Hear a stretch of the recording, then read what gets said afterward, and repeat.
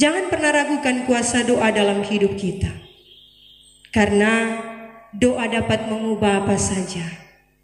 Doa dapat mengubah pergumulan, tantangan hidup, persoalan menjadi berkat.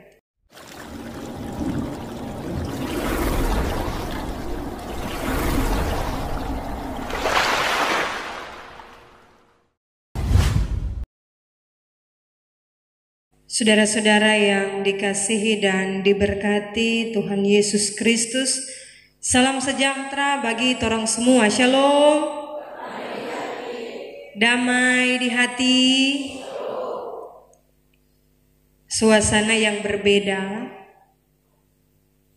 kembali torang nikmati di hari Minggu ini. Hari Minggu yang pertama di bulan Desember, bulan yang terakhir di tahun 2024, bulan yang selalu torang tunggu. 11 bulan torang menunggu untuk ada di bulan ini.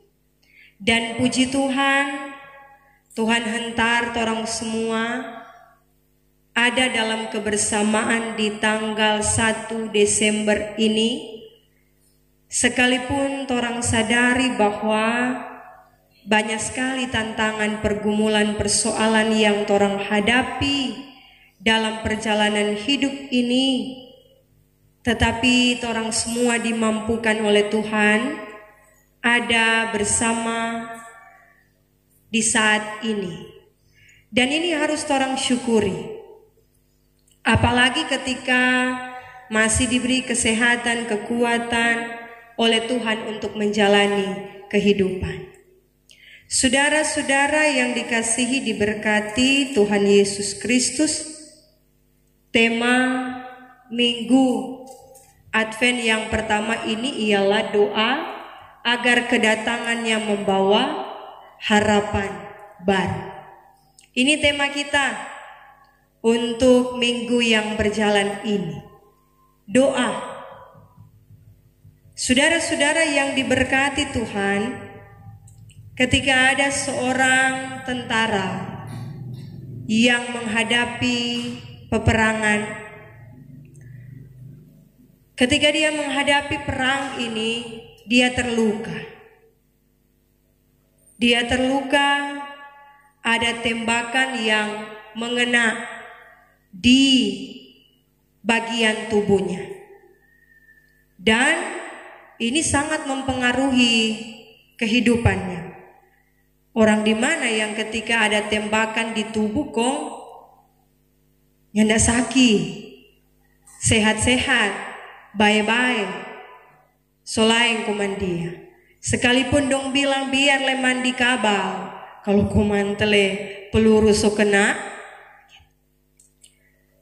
Dan semua teman-teman dari tentara ini takut mau tolong. Semua takut, semua berpikir kalau kuman torang badekat pada dia, kong torang yang kena, bagaimana? Berpikir supaya bagaimana cara mau tolong ini tentara satu ini, karena dia sedang terluka. Kalau ndak ditolong, pasti dia akan mati. Kemudian beberapa waktu lewat, tidak ada yang berani mau tolong. Tidak ada yang berani untuk mendekat Pak ini tentara ini. Tapi satu waktu ketika ada teman dari tentara ini, dia tetap lihat DP teman yang terluka dari jarak jauh. Ketika dia lihat, dia suka sekali mau tolong. Mar dia jaga lihat DP jam. Waktu itu masih jam 7 pagi. Dia bilang kalau kita mau tolong, kita masih takut. Dia lihat jam lagi, semulai jam 8. Sudah tidak lama. Tepat jam 9, ini tentara ini yang satu, Dia cepat-cepat lari dan dia menolong tentara yang terluka. Dia tolong pas dia lihat jam 9 pagi. Dia bawa ini tentara yang terluka ini dia tolong. Kemudian DP pimpinan langsung bingung.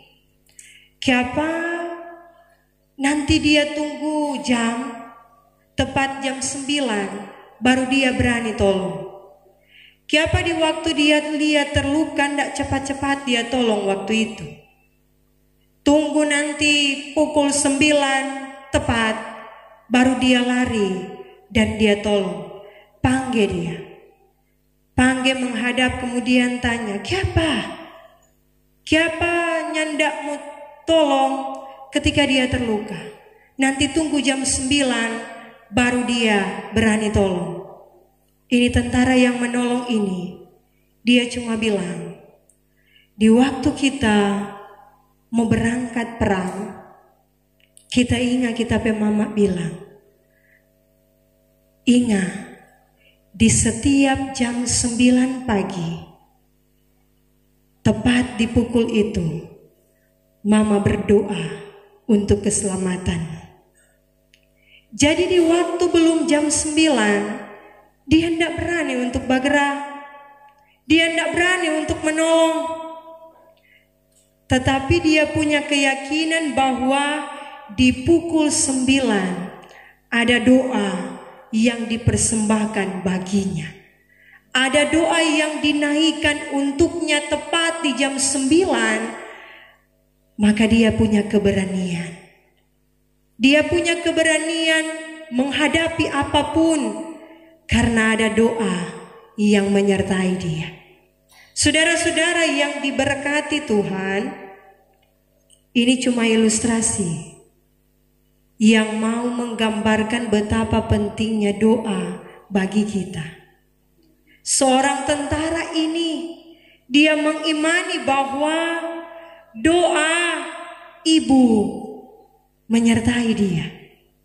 Dan doa itu yang dia yakini menyertai kehidupannya. Dan terbukti ketika dia bergerak di pukul 9 dengan keyakinan ada doa, maka dia pun tidak apa-apa. Seperti itu pun keyakinan iman Salomo. Ada dua hal yang Salomo minta dari Tuhan. Ketika dia berdoa ada dua hal yang dia sampaikan. Pertama, sebelum dia meminta dia merendahkan diri. Dia merendahkan hati. Dia bilang, siapakah kita ini Tuhan? Kita masih muda, tetapi juga kita lemah dan terbatas.